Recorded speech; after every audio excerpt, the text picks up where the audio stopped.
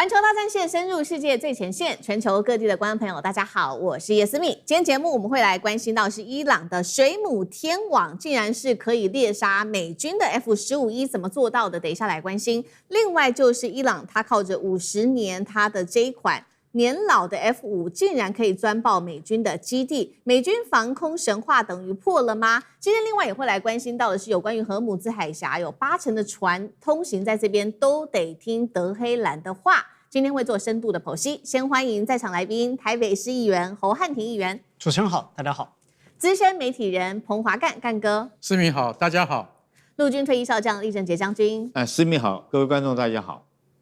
好，观众朋友，今天节目一开始前，先提醒大家，环球大战线会员频道已经成立了。那在上面呢，我们有很多的会员朋友，先念几个会员朋友特别有来支持我们的，包括呢，上面有 Martin、伟哲、瑞雪、One Berry、6350、Kevin Lu、梁光等等，其实有非常多的朋友来自世界各地，谢谢大家的支持。那么提醒大家赶快按下这个环球大战线的这个会员频道，按加入呢就能够成为我们的战友。今天一样留言区留言告诉我你在哪一个城市收看，我会亲自做回复，写下思密我在哪一个城市。好，今天美伊战事我们赶快来关心到的是美伊的2大战场细节再度的被掀开，而且这一次最不堪的就是伊朗，不是美军了。我们先来看到，大家还记得吗？当时在4月份的时候，伊朗是不是大家还记得吗？曾经击落过美军的 F-15E。要知道，这个 F-15E 造价达到了价值数千万美元，打下来不得了。结果现在呢，回溯说，到底当时是发生了什么事情？发现竟然当时是被低成本的无人机一路给盯梢的。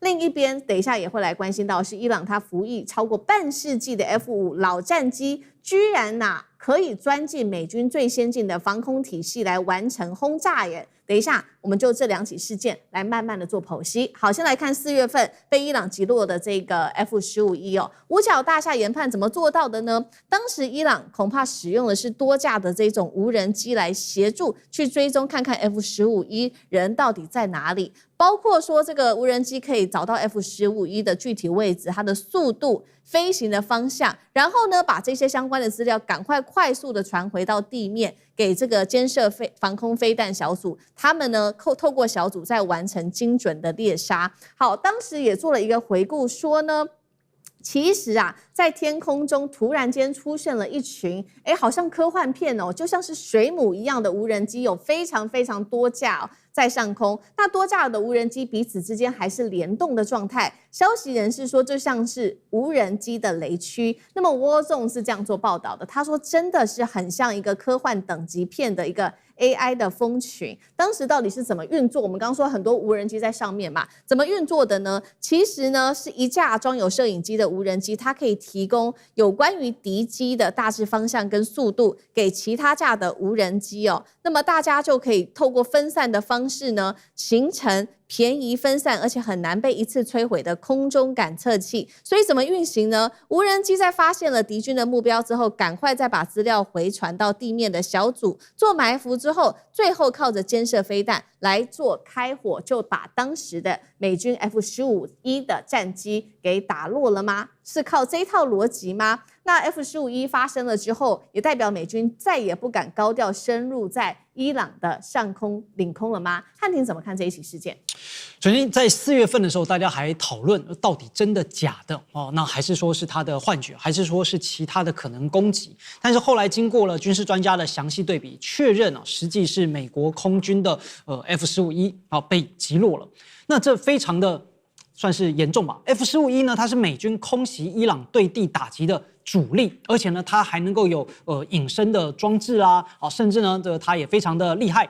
可是呢，美军高层军官承认，伊朗它借鉴了俄乌冲突的经验，在美军战机活动附近提前设好了大量的无人机。这些无人机呢，它可以有 GPS 的坐标，然后定位飞行的速度，最后呢还能够回传整个航行的方向。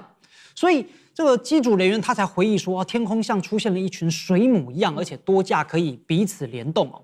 就以前的传统防空很像是用望远镜来找敌人望远镜呢也很贵，而且也很容易被炸，视野也比较狭隘。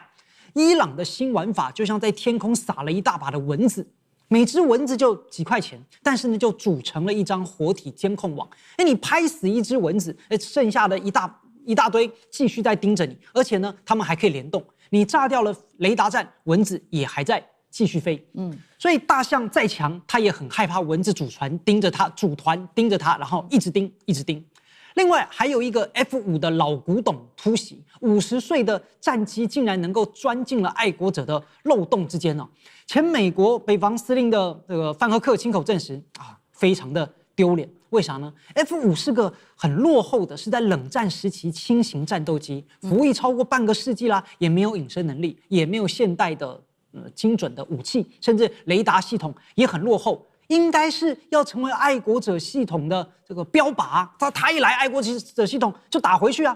结果想不到爱国者拦不住，为什么？因为爱国者系统它擅长拦截导弹弹道导弹这种高速目标，它的雷达扫描模式和火控逻辑都是针对高速高空大目标来的。可是面对这种贴地型15公尺飞来的小型战斗机他来不及反应就等到他发现的时候，他已经不知道怎么反应了。一开始他可能还觉得这没什么了不起，就没有搜寻到，就好像啥呢？就好像爱国者呢是一个专门抓超速的交通警察，对吧？这个高速公路上来的车他会抓。但 F5像啥呢？它就像一个破烂的脚踏车它沿着路肩然后蛇形骑过来，所以它甚至很低很矮，它的高度都没有到交通警察的膝盖，所以交警的测速雷达扫不到它。然后等到交警发现我怎么脚下痒痒的时候，人家已经打过来了甚至呢这个自行车已经从我的这个双腿之间穿过去，还回头扔了一个汽油弹。所以是否代表全新的防空逻辑呢？其实是，而且是一个典范型的颠覆。好，有关于汉庭刚刚讲到的第2点，有关于这个 F5，等一下也特别请教厉将军怎么看，因为刚刚说了嘛，他其实年纪已经非常大，已经达到50岁的这一架 F5的战机，他当时采取的方式，做攻击的方式，确实如汉庭说，他就是一开始的时候是用低空突防的方式，低于50英尺的，然后呢，接着在高速前进，全程是无线电的静默状态，然后呢就避开了这个爱国者防区。好，现在美军还有另外一个很难堪的问题，就是呢，美军互相各个部门之间互相推卸责任。我们先来看一下其实在1947年之后，美国的空军独立之后，基本上的分配工作是这样子的。基地的地面防空是由陆军负责，空军负责战机，爱国者、萨德等等的防空系统是由陆军承接。但是今天的战场变得更多元，但是呢，各个军种之间却是各自为政让美国现在出现了所谓的防御的空窗期。伊朗是不是也看穿了现在美军的这个防空上面的弱点？那2个事件，不管是刚刚我们看到的 F-15E 用美军的这个伊朗的水母无人机的战法，还有关于这个 F5的事件，厉将军又怎么看？思敏，我先问你一个问题看你知不知道？这个防空飞弹是属于陆军还是属于空军？防空飞弹，各位观众，你可以去推测一下，你认为属于陆军的就写1，你属于空军的你就写2。欢迎观众朋友来留言跟我们互动。对，留言恐怖这个我这边其实我们包括我们台湾在内其实一直改来改去。这个原来最早是属于陆军的，后来有一段时间编成空军，后来又有一段时间又编回陆军所以这个防空作战到底应该属于陆军还是空军？其实，在我们军界来讲，有很多的讨论。为什么会陆军一下空军改来改去，就是一个作战体系的整合的一个问题那如果说是都归陆军来讲的话，但是你地面的导弹，飞机在天上，空军是在天上飞的飞机，那你2者怎么来整合？我们不要讲说是这个飞机回来的时候，我们要陆军要开辟一个空中走廊掩护它通过，然后甚至不要误击自己的飞机。但是如果在防空作战的话，双方必须要结合。我讲一个具体的一个名词，叫做弹弹机弹炮。什么叫弹弹机弹炮？就是最早的时候，你一定是区域防空的飞弹先打出去。如果说是像这个解放军的红旗9或者是 S-300、S-400等等来讲的话，射程都在这个200-300公里之外你就要发射出去。这属于我们称之为区域防空。然后如果敌机再接近，你第1层没有拦截到的话，就第2层的导弹要再打出去。第2层的导弹，就解放军来讲，它可能用的是红旗22哈，射程大概100公里。那第3层的话，可能就用战斗机去拦截哈，然后第4层如果战机再没有拦截到，再接进来的话，就要用短程的导弹。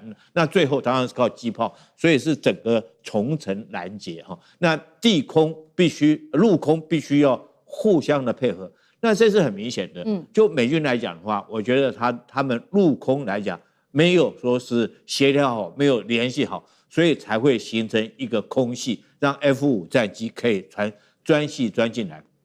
那导弹你知道都是用雷达来侦测，这个雷达来对空来实施搜索，这是这个地对空的导弹，它用雷达。是。那第二个，我在好奇问一个问题看观众知不知道地平线有多远？地平线如果说是我们其实可以算得出来了，有公式，大家 Google 去看。就我如果说是以一个，我通常来讲，如果说以一个人的身高，这个1.7米来讲的话，大概看过去的距离顶多就是这个可能。大概10几公里这么远，那雷达来讲也是一样，它超过地平线它就没办法看，你站得越高可以看得越远，可以超过地平线。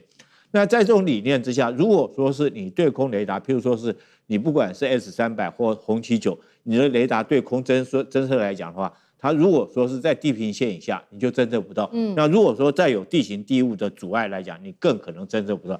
这就是 F5战机为什么它低于50英尺，50英尺只有多高呢？50英尺大概只有4层楼这么高，这非常低。那我特别要强调伊朗这个飞行员也非常的勇敢，他敢飞到这么低，在山谷里面钻着，让你的地空雷达看不到。那美军有没有空中？那你就必须要借助空中的预警机由上往下来看。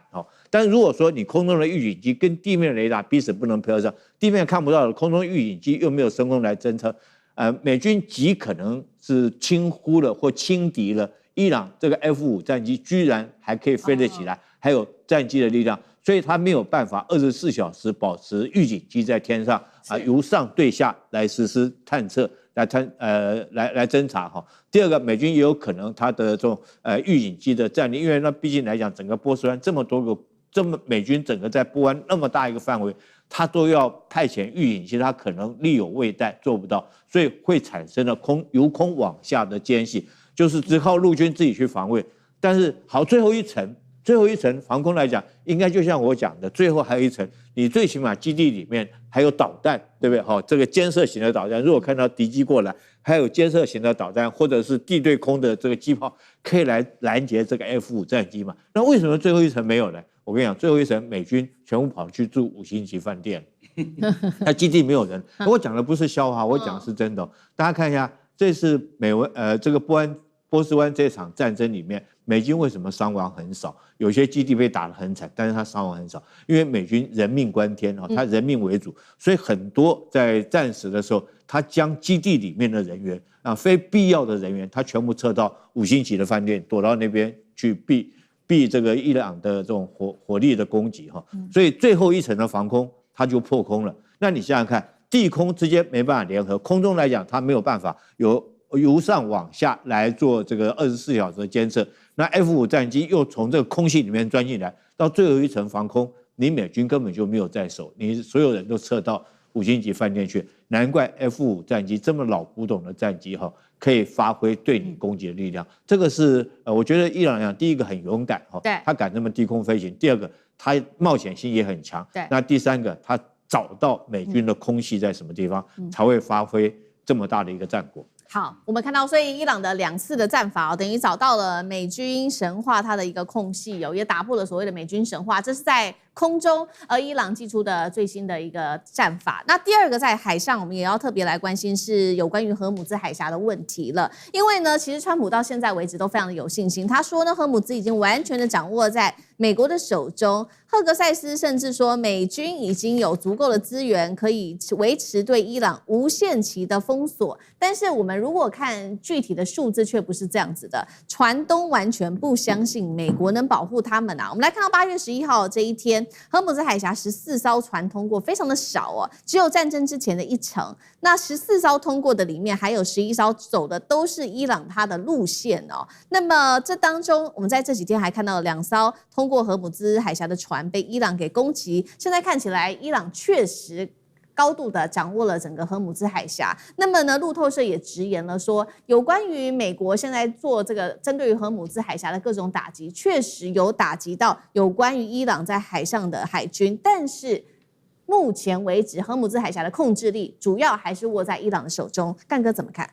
为什么？因为50-60年来啊，荷姆兹海峡都是你说它不是伊朗的内海，对，没错，它不是它的内海。可是它是不是实际控制在伊朗的手上？是。所以说一句实在话，美军有科技优势，也有武力的优势，但它没有传统的优势。也就是说，这个区域始终它是在伊朗的手里面。那你现在想要改变当地的局势的话，那你就要投入成本。比如说，你要建设更多的预警系统，你要派军舰，甚至你要派武装部队，这些都要花成本下去。短时间你可以做得到，时间一久就不可能。为什么？很简单，因为这个地方很多船要过。最高峰的时候啊，每天130艘船过，现在一天只有14艘船，其中还有11艘是靠伊朗这边走的。为什么？靠美军这边的话会被伊朗打，对，所以他只好靠伊朗这边，靠伊朗这边走还比较保险，而且它的收费不会那么贵。大家知道，现在如果说是挂着巴拿马船籍，或者是说挂着，也就是说，如果你是实际上你是西方的那个邮轮，然后你挂着那些船籍，是一眼能够被看出来的话，坦白讲一句，像这些船，他们的保险费都非常贵的，你知道？平均从300万到300万到1000万美元的保险费，这种保险费是依据船舶的价值而定的，大约是这艘船的10%。也就是说，你现在要通过的话，你要缴300万美元的钱，那可能这艘船它大概价值3000万，或者是要到1000万美金啊等等，就是说大概是以10%来计算。是在这种情况底下，我说句实在话，很多船公司他们都受不了，为什么？太贵了。通过一次要300万到1000万美金，那我们到底还剩下多少利润呢？这就是一个很大的问题。所以难怪现在通过荷姆兹海峡的那个邮轮或货轮，都数字一直没有办法提升。那你一直没有办法提升的话，美国对于世界的承诺就一直打折扣。这就是川普现在最伤脑筋的地方，因为只要邮轮开不出来，西欧受影响，然后东亚受影响，美国自己本身也受影响，这就是最大的难题啊。对，所以我们看说，到底美军能够进行多长的封锁，你不知道，然后连川普自己都不知道。他认为说他的科技能够打败一切，如果你的科技能够打败一切的话，为什么一架 F5，伊朗的很旧的 F5，我今天跟大家坦白说一句，伊朗只剩下 F5可以拿来攻击了。50年前的老飞机，为什么？因为他们空军已经没有飞机可用了。但既然这样子，还能够真的钻到科威特的基地去丢炸弹，还飞回去，美国你真的很丢脸，你知道吗？好，谢谢干哥。那我们休息一下，马上回来。观众朋友们，我们要开会员频道啦！因应呢美中、中东还有印太的乱局，你看到的是新闻，我们看到的是背后谁在操控这个世界。加入会员可以取得独家视角的通行证，你将优先取得更深的观点判读，包括了核心真相分析、历史脉络拆解、局势推演逻辑。同时解锁会员勋章、优先互动权、问题解析、幕后花絮，支持我们制作高品质的影片。点击下方的加入键，一起成为战友吧！我们会员频道见。好，接下来赶快来看到日元，没有想到怎么又再度的崩回了160防线呢？最新消息，我们来看到连续2个月日企超过1000家倒闭，光是这半年就有超过5000家日企倒闭，创下14年最惨。目前日本在国内民众苦哈哈，消费者物价指数飙升了7.2%，创下44年来最高。进口物价更是一口气暴涨了将近30%。高市现在陷入说到底要不要升息的一个窘境到底是要救老百姓还是救企业呢？今天我们会做深度的剖析，但是问题来了，救不救得了日本的经济？好，先来看先前日元是前在前一度是贬到了$1对上164附近，创下40年的新低，大家应该都还有印象。所以当时呢，大家还记得吗？美日不就是开始出手了，联手救日元，确实汇率一瞬间拉回到了155大关，看似守住了防线，结果没有过多久，现在又逼近了160大关，先前的升值幅度等于一口气全部都吐回了大半。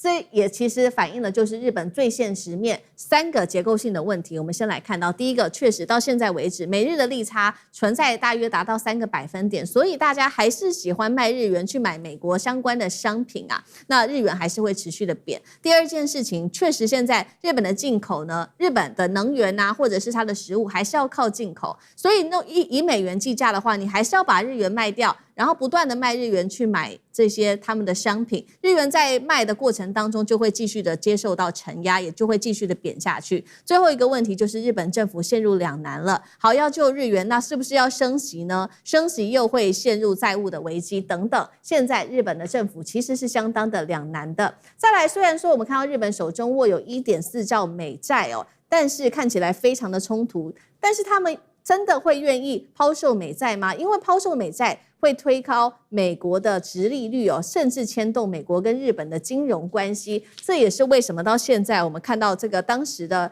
美国的财长贝森特这么着急着要救日元，就是担心日本抛售美债的问题。好，所以节目一开始先请教汉庭怎么看了。我们现在看起来救了半天，美日联手还是救不起日元啊。那市场是不是也看穿了日本政府没有能力保住他们的日元？汉庭怎么看？当然啦，因为日本政府根本不愿意，也没有承受真正的扭转日元颓势的代价，所有的砸钱都只是短效的止痛药。毕竟当前日元贬值的结构性因素是这边说的至少3件事。第一个就是套利的交易，而且是天天发生。只要美国是高利率，日本近乎零利率，那么全球的对冲基金每天一醒来没事干，它就有强烈的动机去借低息的日元，然后呢再把日元给卖掉，换成高息的美元。所以这笔资金的流动高达数兆美元，远远超过了日本央行能够动用的外汇存底。那大家都在卖日元，当然日元就贬值。那第二个，那随着日本内部的物价越来越贵而且呢，如果跟外面采购的东西也越来越贵，那自然而然贸易商想要再跟海外去购买东西的时候，就要准备更多的日元，然后再把这些日元呢再度换成美元，于是市场上又是大篇幅的继续在抛售日元。那这些都不会因为中央政府偶尔买了一些钱就取消，所以这所谓的美国跟日本联合来拯救，但也不过花了半个月的时间，汇率就跌回原价。所以政府的干预在短时间内拉抬汇率，吓阻了部分的投机客，但其实根本问题不解决是没有办法的。那怎么样才能够根本解决呢？日本政府又不敢这么做，就是源头切断所有的套利空间嘛。比如说日本央行大幅的、快速的，然后来升息，不敢啊。为啥？因为国债风暴问题很重啊。日本政府负债极高，而且日本央行为了要维持宽松，自己买下了超过1半的日本国债。那如果利率上升，读过经济就知道，债券的价格就会下跌。因此，如果央行暴力的升息，那央行跟各大银行手上的国债资产就会面临巨大的账面亏损，很可能也会引发金融系统的流动性危机，而且这也会有财政利息上的压力。那目前为止，高市早苗虽然他又说我们要花多少钱，可是市场上往往会觉得这个更加的担心，为啥呢？因为你也没有新的税收啊。高市早苗推出了370万这个庞大的370万亿的这个日元超大投资计划，可是你也没有新的税收来付这笔钱，所以你本来就负债累累，加上你又宣布要借一大笔钱投资，可是也没看到你有增加收入的方法，那大家更加认为你日本的财政很不健康，甚至也担心日本还不出钱，继续对这个国家发行的货币失去信心。我更不想要有日元，然后就赶快卖掉，所以日元就会继续下跌。那因此现在短期间呢，反而是什么？各种的干预可能会被认为是一种上车的机会。你最好再砸钱，对吧？然后呢，这个日元稍微回来一点的时候，反而能够用更便宜的成本重新建立放空日元的部位。所以到目前为止呢，其实是一个死循环。好，那现在所以看起来，日本如果真的要救日元的最终方法，就是还是要升息了。那他们现在幅度也出来了，就是从目前设定的利率从1%要调高到1.25%。如果升息的话，那就会降低这个美日利差的这个诱因了。那当然，日元就有可能走强。日元如果走强的话，才有利于这些企业进口商他们买这些国外的这些原物料商品也不会这么贵。但是现在的问题来了，中小企业已经等不到政府升不升息啦。现在日本内部的企业已经出现了大批的倒闭潮。我们来看到具体数据CG 第一个，2026光是上半年而已，1000元负债以上的日元的企业倒闭已经达到了5300多家，这个年增幅超过了7.1%是12年来首次在上半年第一次突破了500家。现在主要的问题是出在物价上涨，还有缺工等等的问题。那我们来看到今年的6、7月份各有1000多家企业破产，是2012年来首次。那么负债的总额年增更是高达了40%左右。另外呢，我们也要关心到说日本政府一旦升息，还有另外一个企业会碰到的问题，就是他们的借贷融资成本也会更高。那接下来日本政府到底应该怎么办呢？会不会就是要不要升息成为了他们的考验？那会不会引爆更大的一个倒闭潮？干哥又怎么看？我认为会引爆更大的问题。为什么你知道？因为升息绝对不是办法。你去想想看以前在7月的时候已经一度达到1美元对163日元，经济学家说这个完全不正常，完全不正常。日本的国债吓死人，应该是1美元兑换62日元才是正常的。它现在已经几乎快到3倍，你就想到说已经到162了，现在稍微跌回来一点，现在是1美元兑159。可是上半年已经倒掉1000多家企业。大部分都是属于小型企业，那这些小型企业的资本额大约在1000万日元以下。为什么？他们是被什么因素给拖垮的？很简单，他找不到人，也就是劳动力短缺。第二个，他就是因为物价上涨的原因，他的人事费也跟着一起上涨，所以这些企业自然而然就倒闭了。所以大者恒大，小者恒小。你就说比较大一点的企业，资本额比较够的企业。他们比较能够撑得住，可是小型的企业它是撑不住的。他们现在有个理论叫什么？叫做咖喱猪排理论。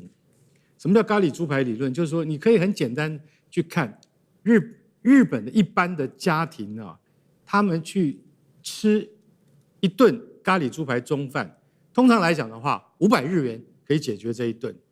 但是呢，从6月以来7月，甚至到现在8月初，他发现要吃一顿咖喱猪排要花550日元，对一般家庭的感觉，你马上就有感。为什么？因为不是我一个人吃他们说4口之家，其中有3个人在上班，每天他们就发现3个人他们叫一顿咖喱猪排或者是拉面，他们都发现贵了50到100日元。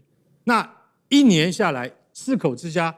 你知道要多支出多少钱吗？9万日元，大约是3万台币。对于一般家庭而言，他马上就很有感觉了。这就是现在日元那个贬值最大的问题。通常我们来讲一句就是说，利多的时候就是出口的时候，那利空的时候就是进口的时候。为什么？就我们出口商因为日元贬值，所以很便宜对不对？所以我们出口的话就是利多，可是呢，你进口的话。就是利空为什么？对，因为买东西很贵就是我刚才所讲的，老百姓买东西、吃饭、消费都变得很贵了。你知道现在外媒都已经有讲了，东京现在是我们所有人的仰望。为什么？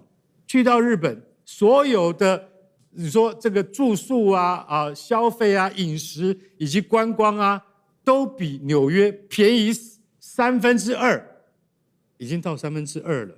就代表什么？你知道？就代表日元贬值太可怕、太厉害。那更不用讲，台湾人爱去日本观光。对，我们对岸的朋友们也很爱去日本观光。为什么？因为日元贬值成到这个地步，所以说日本现在所面临的问题，它不是一朝一夕能够解决。我觉得9月高市早苗升息，还是一样不能够解决问题。所以我要讲哈，上半年5000家倒闭之中，老实讲，因为原物料跟能源还有人事成本上升哈，其中有一个最大的就是像 AI 公司，日本也一样，也一窝蜂投向 AI， 就发现这些 AI 公司都是规模很小的，10几个人的，甚至10个人以下的公司，这种公司最快就倒闭了。为什么？因为它根本撑不下去。在这种情况底下，我是真的，他们有人建议说，应该是日本，他必须要怎么做？就说他应该要赶快提升粮食补贴，避免市场整个失去信心。然后最重要就是，你现在有很多企业，它还是获利的，对不对？它要实质帮员工加薪，避免整个劳动市场都为之信心溃败，不然最后的结果是什么？就是高市必须下台。我觉得我已经看到这个下场了。好，这个是我们看到弱势的日元哦，首先非常的不利于这些进口商，也就是我们刚刚看到的这一连串的这半年来的大批的倒闭潮。那另外一个就是影响到小老百姓的物价不断的上升嘛。刚刚说这个进口商他们不利的原因是因为进口的成本在商品的部分一口气上涨了30%。那为什么不利于消费者？具体的数字是7月份国内的物价指数年增幅达到了7.2%。那刚刚这个干哥有讲一个指数，我们现在的另外一个指数叫做咖喱饭物价指数，现在是达到141。好，总而言之就是说，跟过去相比已经涨了大概40%吃咖喱饭的这个部分。那厉将军又怎么看？日本不管是你要救老百姓就或者是救企业，我觉得2个你都救不了了，日本完蛋了。为什么我这样讲呢？日本就是一个岛国嘛，它所有东西都要从外面来进来。你知道我们讲老百姓要吃的食物来讲，你知道日本自己食物自给率只有多少？只有35%左右。我看到我真的吓一跳。也就是说65%它从外面进来什么？包括到黄豆啦、大豆啦、饲料这些东西。那如果说这些东西你日币不停的在贬。然后，因为你要去买这些东西，你要用美元去买嘛，你要把日币去换成美元才可以去买。那你越买，它这个进口东西，这个你就日币就会越贬嘛。你要换回美元，你就越贬。那你食物你要靠你65%的粮食你要靠买的。第二个能源你又要靠买，也是要从国外进口，你自己国内没有能源。那这2种双重打击下，对老百姓是越严重的。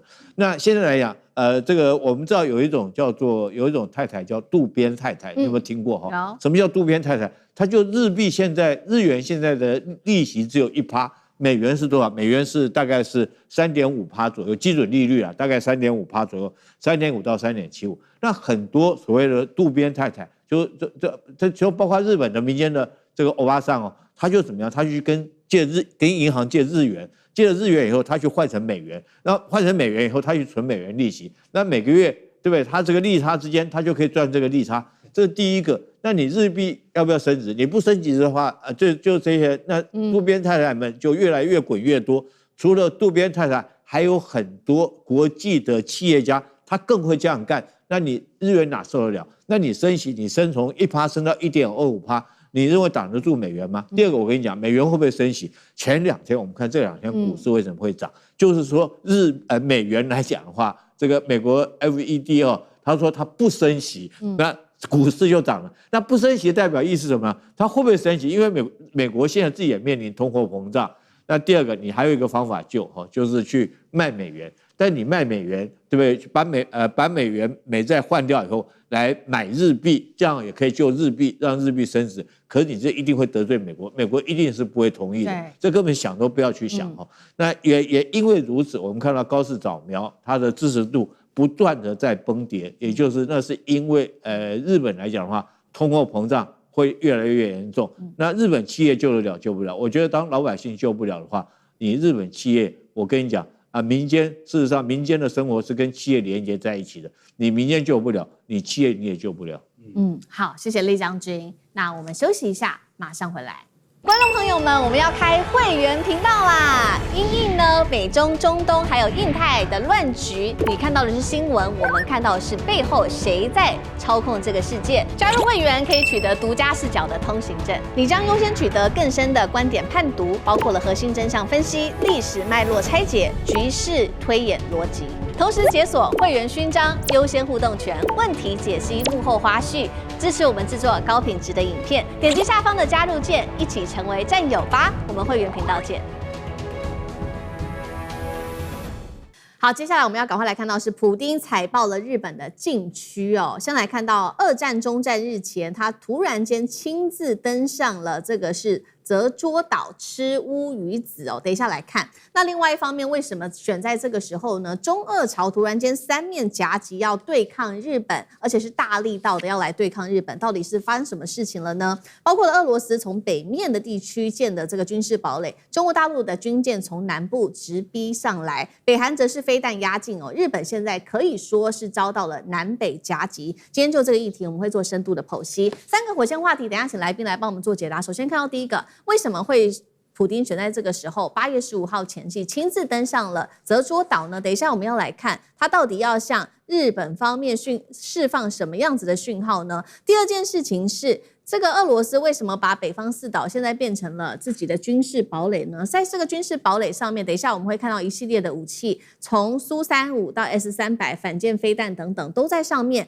它是要把日本彻底的挡在北方之外吗？第三件事情就是中俄朝的联合抗日了，是不是日本现在是三面受敌呢？今天就这些议题我们都会有深度的剖析。好，来看到的是前脚普丁才刚完成太平洋舰队的军演，结果呢后脚是立刻选在8月15号这一天特别的敏感，就是因为它是在二战的结束纪念日之前的前夕登上了日本所主张北方四岛之一的泽捉岛。好，这一次的讯号备受关注，因为呢，普丁不只是走在当地的学校啊，看看医院、水产加工厂而已，还有品尝乌鱼子啊等等的，他直接是把国旗给带进来，并且插上去了。这个举动让高市早苗非常的愤怒，他说绝对不可以接受这样的举动。普丁则反呛，日本对北方四岛的主权主张是毫无根据的。好，这个是我们看到照片上普丁的一系列的动作，吃乌鱼子啊，还有插这个俄罗斯的国旗等等。好。那么我们要看这座岛为什么这么的重要呢？我们先来看一下它的地理位置哦。泽捉岛在这边，那这边就是北方四岛，日本就在这个位置哦。那我们先来看到它的岛屿的面积是超过了3000平方公里。之所以特别重要，是因为它在天然的战略链上面具有非常重要的地理位置，是一条像是海上长城的一个地理位置哦。连接的是包括了北海道到鄂霍次克海，还有西太平洋等等的地区。那再来看到是鄂霍次海对于俄罗斯之所以重要，是因为它核潜舰在这边长期活动。那北方四岛这边又有非常多重要的战略资源，除了渔场之外，还有矿产跟地热等等，也难怪俄罗斯这么的重视这样子的一个地方。而当时的现在跟日本跟俄罗斯的争议就在于，苏联当时对日宣战，进攻了这个千岛群岛之后，就占领了这边的北方四岛。但是日本始终主张说，北方四岛并不属于日本在战后放弃的千叶群岛啊。所以今天节目一开始，我们先来请教汉庭怎么看？普丁他登上了这个泽捉岛所代表的意义，还有在这个时间点上是要跟日本传达什么样的讯号？这是一个包含领土宣示、二战叙事、军事威慑和外交敲打的4合1组合拳哦。第一个，普京作为最高的元首到了这些地方，而且呢，他做的都是日常性的民生动作，什么吃鱼子酱啦、学校、医院、工厂，这表示这是我俄罗斯的常态疆域啊。我们普通俄罗斯就在干这件事情啊。那我身为最高领导人来看看老百姓过得怎么样，这本来就是我的地盘，这不是我们要跟日本还谈判的，或者是模糊的，没有模糊的。所以梅德韦杰夫更直接讲，南千群岛过去、现在、未来都是俄罗斯的领土。他甚至呛高市早苗可以大放厥词，但是你的言论呢，无济于事。好，第二个是在二战叙事上，为什么要在这个时间？因为8月15是二战的重要纪念日嘛，日本自己呢也在搞纪念，所以正是选择在此时此刻啊，他前2天呢秀肌肉搞军演，然后就来到北方四岛，那也干嘛呢？也是要在强调整个二战事情当中，你日本是战败国。并且呢，普京也说了，这北方四岛是在二战结果所确立的现实，日本主张毫无根据。再来第3，他12号啊也亲自登上了瓦良格号指挥舰啊，太平洋舰队大规模的演习，也是告诉日本和美国，我目前俄罗斯是有能力在东西两边的兼顾两线的安全的。所以打破一种，你觉得我都困在乌克兰啊，我是不是东方这边就没得做啊？不是哦，我东方这边可以兼顾，我西方这边也可以兼顾。在第4个，当然就是外交敲打，因为日本在8月4号最新版的防卫白皮书首次把俄罗斯当成威胁的主要来源之一。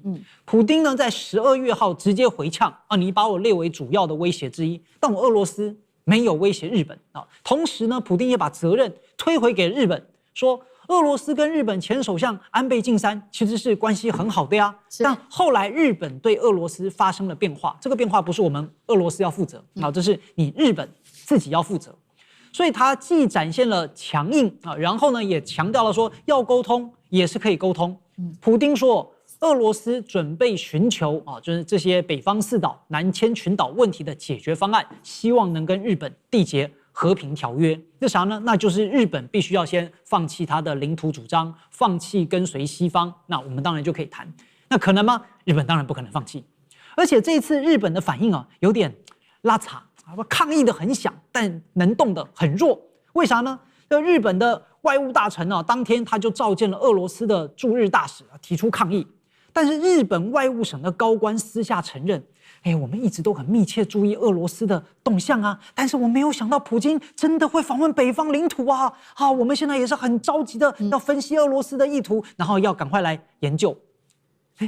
他没想到，啥意思？就你日本情报系统对俄罗斯研判失误，对吧？就彻底失能。那这也表示你确实日本抗议很大声，但是实际上的能力也真的不足。好，这个普丁突然间登岛，是让日本吓了一大跳。那目前只能在政治上面有所喊话而已，还没有办法有任何的动作。那我们来看到军事上，其实日本呢长期早就在这边布局好了。等一下，请厉将军来帮我们看一下这个武器啊，还有各种的军事上面的部署细节。首先，我们看到俄罗斯在这边呢建造的这个军事堡垒有哪一些细节内容呢？日本防卫省特别说，他捕捉到了俄罗斯在国后岛。还有呢，这个泽捉岛部署了一个叫做师级的部队，这当中包含啊，在上面可以看到有战车、装甲车、火炮、防空飞弹跟侦察无人机，还有包括了这些暗制的反舰飞弹。再来也被拍到有这个歼35战斗机，还有防空系统射程达400公里等等，等于说是一整套完整的军事防御，是不是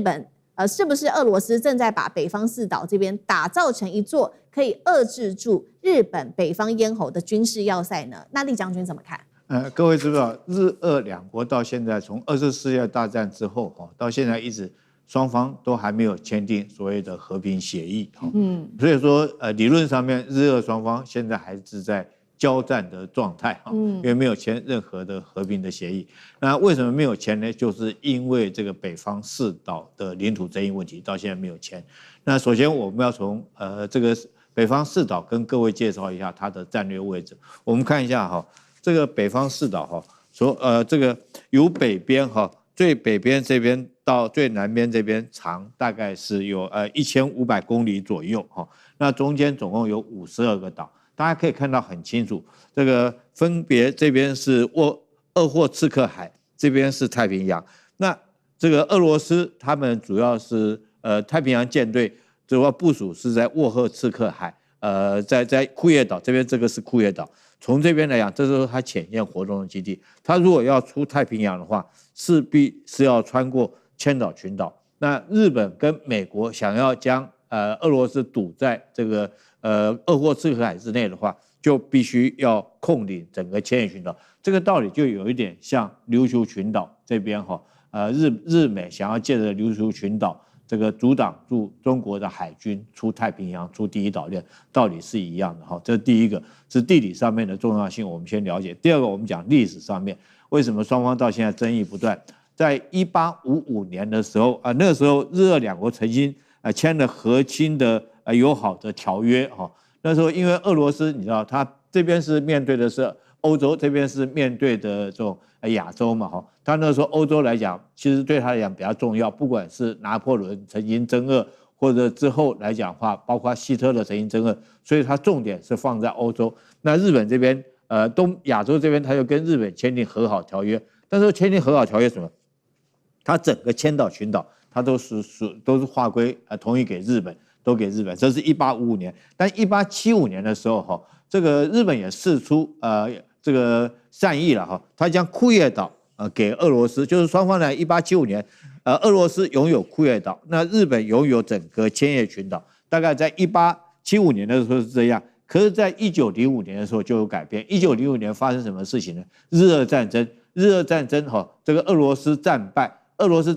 日本除了说空有千叶群岛之外，他还占领了这库页岛的南部。这是日本那时候这个1905年日俄战争打完以后，他占领了整个库页岛南部。但是没想到在1945年的这种2月份的时候，2月份这个美国因为24次世界大战为了要打败日本，他希望说是俄罗斯对日宣战，所以那时候有一个会议叫做雅尔达会议。在雅尔达会议的时候，这个美国总统答应俄罗斯说是答应那时候叫苏联，如果说你宣布对日作战的话，那战后如果胜利，他就将所谓的整个千岛群岛那时候还是日本占领的，就把千岛群岛这个划归给俄罗斯这是2月份的时候，在雅尔达会议那时候，这个美国总统答应苏联，但是没想到2月份开完会以后，在8月9号的时候，美国对日本投下两颗核子弹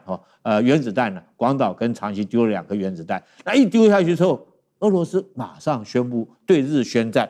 一宣战之后，各位看一下，8月9号投下来，他立刻宣战。在8月15号的时候，日本就投降，然后俄罗斯就占领整个千叶群岛，整个占领到。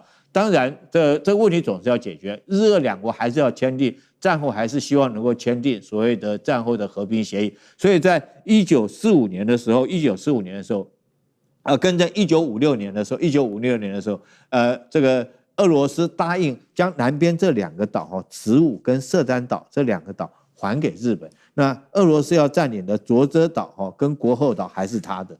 那为什么俄罗斯要占领，还是要保有国后跟泽卓呢？因为这个海峡非常重要，这个海峡是不动海峡，冬天的时候它不结冰的。那太平洋舰队，这个俄罗斯太平洋舰队如果要出千叶群岛的话，它冬天的时候可以从这边穿过去，所以它还是要国后跟泽卓。那这2个岛，他答应说我们签订和平协议嘛，这2个岛还给你。但是谁不同意了？我跟你讲，美国不同意。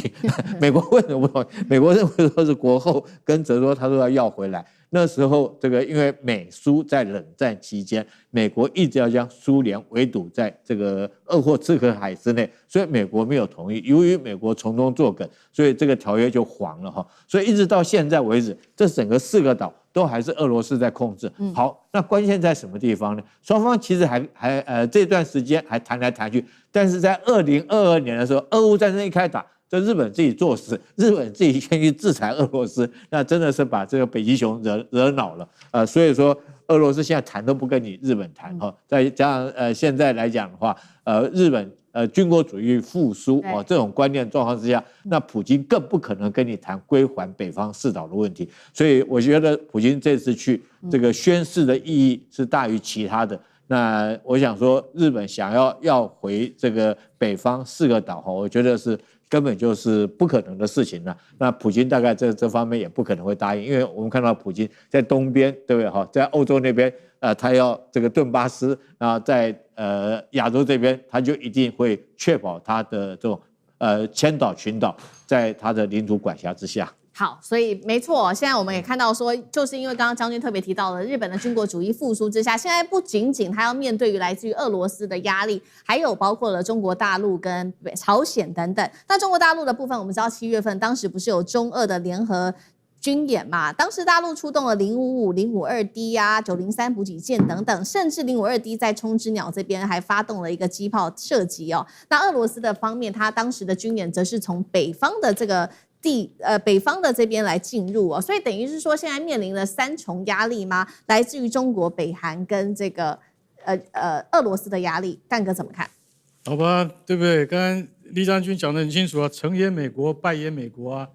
为什么？因为当初如果在1945年2月的时候，雅尔达尔密约签订，美国那个时候正是拜托俄罗斯，你赶快给日本施压，不然的话，我跟你讲哈，我们美军登陆日本，预计要动员100万兵力，还不见得能够打赢。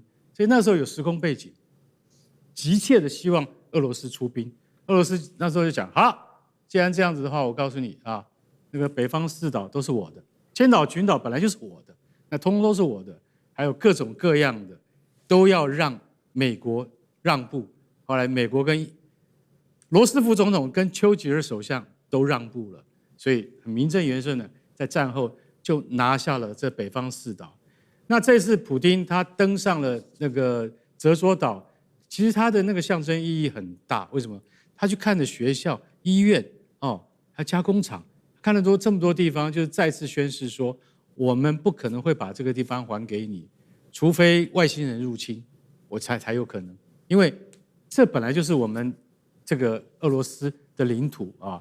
那当然，在日俄战争，也就是在120年前，1905年的日俄战争，那是有历史渊源的。那时候，俄国打败了，俄国真的彻彻底底被东乡平八郎给打败了啊！所以在那个时候，俄国是非常耻辱的。那在2次大战之后，也就是过了这么多年之后，拿回了北方4岛。所以说，这北方4岛对于俄罗斯的战略意义而言，不言可喻。可是你看到刚才厉将军有把那个地图展示给大家看，你就会发现说，天哪，这4个岛，国后、泽捉、池武、色丹，距离日本这么近，怎么可能会是俄罗斯的领土了？那我今天也反过头来讲，冲绳岛距离我们台湾比较近，为什么它也是日本的领土呢？更不要讲西表岛，更不要讲与那国岛，还不是通通？那距离我们台湾的彭佳屿才多少公里而已，现在也是日本领土啊。所以日本一向侵略别人，不要讲别人侵略他，这是反过来的。所以像中国现在强大了，我们有055跟052D 的编队靠近了日本的中国海峡，然后日本就哇哇叫，然后普丁登上了泽佐岛，你也哇哇叫。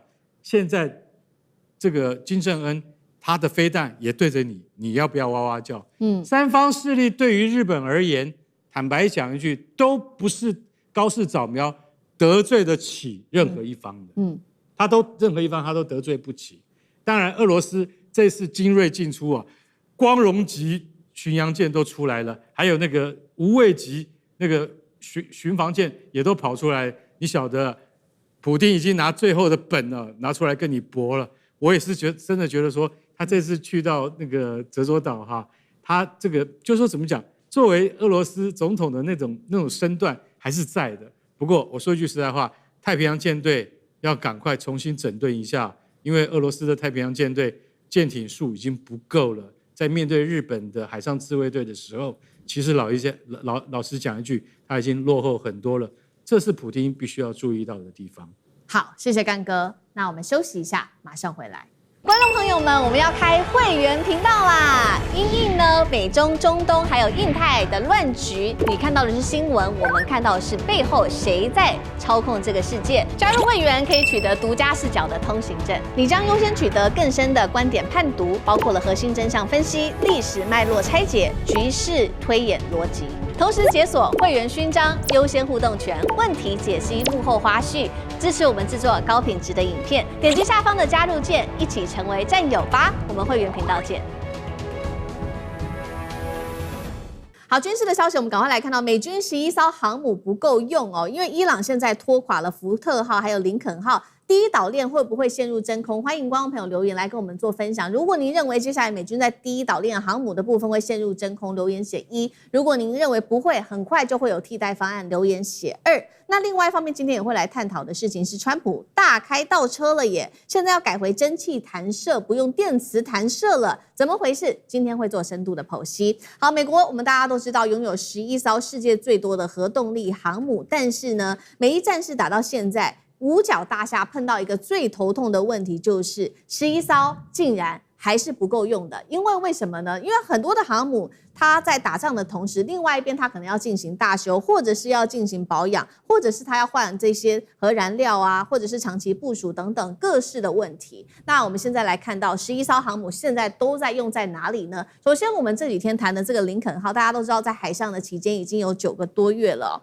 那接下来呢，它目前呢，就是要特别注意到，就是布希号目前是在中东跟林肯号一起在支援第5舰队来打这个伊朗哦，所以看到这个是目前在工作的林肯号跟布希号。那接下来呢，因为这个林肯号真的已经太累，在海上部署达到了9个月的时间，接下来要换上去的就是华盛顿号了。特别注意到，因为呢，华盛顿号现在单独是在日本这个周遭这边，所以它接下来会从西太平洋转到中东去接替林肯号，也代表说，接下来是不是在日本这边的第一岛链等于就是空下来了呢？那剩下的航母其实我不一一念出来，大多都在进行大修，或者是才刚这个今年准备要退役等等啊，或者是他还在做维修等等。所以今天节目一开始的时候，先请教汉庭怎么看哦？这个11艘航母，但是真的可以用的，我们看到没有几艘哦。那福特号、林肯号都被伊朗拖垮了。华盛顿号如果真的撤出了第一岛链，伊朗它集成的航母就已经让美军全球部署出现了破口吗？那汉庭怎么看？伊朗没有集成任何一艘美军的航母，可是呢，却把美军11艘航母的神话让大家通盘来检视。账面上有11艘，能战的有4艘。最后能够调去搞第一岛链的0，而且美国法典第10篇8062节白纸黑字写着，海军任何时候都要有11艘航母，联邦法律规定的哦。但是现在我们看到真正的能打的就4艘，而且呢，林肯跟布希2号就是正在中东，已经锁死了，不能动了。然后其他7艘呢，要么在修要么呢也在修，反正2种修，要么在修理，要么在休息，就反正都不能用，对吧？其他7艘都不能用，真的能打就4个。所以林肯号的状况，而且很夸张啊！这边我们只说它待了9个月，200天没靠港，它基本物资短缺、饮用水污染、管道故障、甲板安全隐患，甚至呢里面有官兵多人精神崩溃，试图跳海，待在里面太久了。200多名的船员亲戚啊，找到代理海军部长面前抗议，太久了，太久了。然后呢，就连参议员呢都致信给国防部啊，要求解释，太久了，太久了，赶快回家。那为什么不让他回家呢？因为他回家就没有人能够接班。美军航母的轮替逻辑呢是3-3制，就1/3在前线，1/3在训练，1/3在维护。那如果林肯号一走，中东就会出现航母的真空，要填中东这个窟窿，那你就只能够从西太平洋抽华盛顿号过来。所以华盛顿号本来它在日本啊，那它就必须要调过来。那因此西太平洋的一段时间就没有任何美国的航空母舰在。因此伊朗它没有打穿任何一个航空母舰，但是呢，它能够让很多人想沉没。为什么呢？它让这些士兵想要跳海。对。那伊朗呢也没有打穿华盛顿号，但是可以逼着华盛顿号掉头走啊。伊朗呢也没有打中福特号，可是呢，伊朗呢可是福特号呢它必须要这个继续修，而且至少呢要修1年都不能够出场。所以在第一岛链的航母真空，它到底是个短期的还是长期的？其实我们短期来看，比如说半年，西太平洋就航母真空了，华盛顿号走了，那罗斯福号呢还在夏威夷附近，卡尔文森号要到2026年底才能完成部署，尼米兹号呢它大概要到2027的上半年都还在修，而且修到什么时候不知道。所以半年到1年的时间，第一岛链内美国没有任何一艘可以立即投入战斗的航母。而如果中期来看呢，其他的也还在修甚至呢什么还在交付但是也很难回复到6年以上啊。所以先前才有所谓戴维森窗口，说2027年两岸非常关键。为什么？就是因为美军的这些航母的势力刚好在这个时间点出现了破口。好，这个是航母在第一岛链很快的可能会出现一个真空的状态。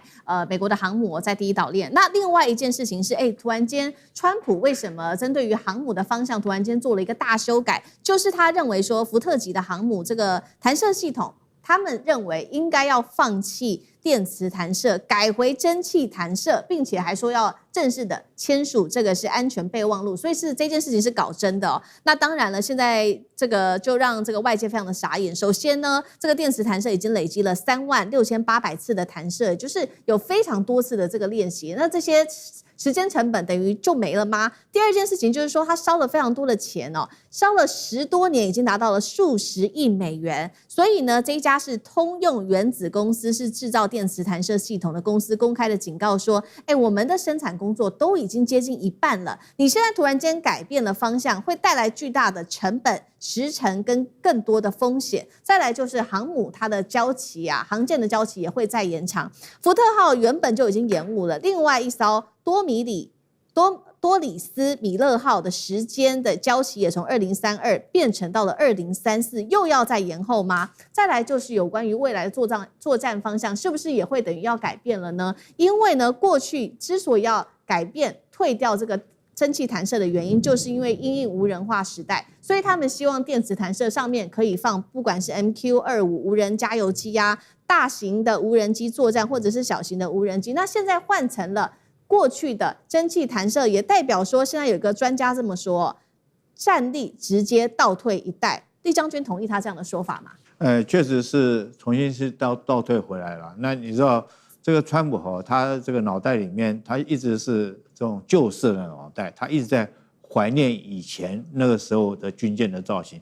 譬如说，他想要再造川普级的战舰，就是像是20次世界大战那种密苏里号那种大的军舰，他觉得那才是够雄壮威武。那当然，他曾经也讲过一句话，他说这个蒸汽弹射，那个飞机放飞出去以后，那个甲板上面有那个袅袅的那种蒸汽烟雾很有这个迷蒙的美感。他要的是这个东西啊，所以他要改回来。那确实，我想说，军武界的人已经把它当作一个笑话看哈。那你知道蒸汽弹射跟这个如果说是电磁弹射要改回蒸汽弹射，就像是什么？就像你家里面，如果说你已经是用这个电器的设备在煮饭，我们知道现在有很多家庭是用电炉在煮饭，那你整个系统又要改回到瓦斯炉，你想想看，整个墙壁要敲掉，重新管线要重新拉过那个所费的工资有多大？那重点是说，你改回来以后，对作战反而是效率会降低的。电磁弹射它的优点是什么？它就是说，第一个就是它很快可以备战。你这个蒸汽弹射，你要将锅炉烧开才会有蒸汽嘛。那电磁弹射，你随时这个有电的话，它就可以做弹射。所以说，电磁弹射大概只要15分钟就可以将飞机放飞出去。那你要烧开一个锅炉，要将近24小时，差别到这么大。第二个，电磁弹射它的优点是什么？它可以弹大飞机，也可以弹小飞机我大的飞机这个我用比较大的推力把它弹射出去，就像是我们讲福建号上面空警600那个重位比较大，然后这个或者是说歼15战机，它可以满油满弹它也可以将它弹射出去，但是它也同样可以弹射小型的轻型的飞机包括到无人机。我们这次看到大陆来讲，它四川舰它用电磁弹射，它就可以弹射攻击11这种小型无人机也可以弹射，所以它的这种作用范围是比较广。但是美国为什么川普要改回来？其实美国的电磁弹射跟中国的电磁弹射是不一样的。美国的电磁弹射叫做中压交流那中国用的是中压直流系统，所以中国故障率比较低，那美国的故障率比较高这第一个虽然说故障率高了，他现在来讲，他希望能够弹射4366次里面只有1次故障，但他现在600次就发生1次故障，但纵然是如此，它比蒸汽弹射的故障率是还要低，因为蒸汽弹射大概现在405次就会发生1次故障。那发生故障，重点不是发生故障，重点是发生故障之后，这个美国的这种电磁弹射，它是4条弹射线都不能用，那问题就大了。你只要有1条故障，你4条弹射线你都不能弹射飞机，那问题就很大。你说蒸汽弹射，虽然说1条弹射线出问题，我还有3条这个弹射可以将飞机放飞出去，那你美军来讲的话，你现在虽然说故障率比蒸汽弹射要低，可是你要出一个你就弹射不出去。另外第二个问题我们看到福特号到现在不管去出任何任务，它都只能带着旧款的 F-18战机，它不能弹射 F-35。那5代战机你不能弹射，你这种航空母舰有什么用？所以我觉得川普讲这种话，当然改要花很多的钱。退回上一代，不改的话，你的战力还是永远是落后的阶段，你没有办法完全发挥这个航空母舰它的全战力还是没办法完全发挥。好，所以这个川普现在蛮坚持，他就是要改回去过去的这个蒸汽弹射。那时间成本现在要花下去之外，你还要重新找工厂因为当时做这些蒸汽弹射的工厂已经倒闭了。那现在到底要怎么办呢？因为这家是巴布科克的这家工厂去年就已经宣布破产了。那现在到底谁要来做所谓的蒸汽弹射？那接下来对于战力的影响，干哥又怎么看？美国10艘尼米兹级航空母舰它是 Wilcox 这家公司生产蒸汽弹射器，这是全球仅此一家为什么？因为英国的已经倒闭了，那法国的弹射器是跟美国买的，所以全球只有这么一家可以做。但是美国海军已经20年没有买新的蒸汽弹射器了，这是全人类里面只有美国会，然后独步全球，用蒸汽弹射。这种弹射是最传统的，也最老派的，然后呢，也最可靠的。为什么？因为它不会故障，它很少故障，它故障的排除比电磁弹射容易太多了。那电磁弹射呢？我现在必须要先就是说，我们先讲一下电磁弹射，就是说，在中国现在快速发展。我们不但有这个福建号，我们还有076这种2栖突击舰都在用电磁弹射了，但可靠性是一个问号。我说实话是一个问号。美国的福特号用的电磁弹射一样是一个问号。为什么川普会叫大家就叫船长退回去？那是有原因的，因为电磁弹射不可靠，它就是这么不可靠，它没有蒸汽弹射。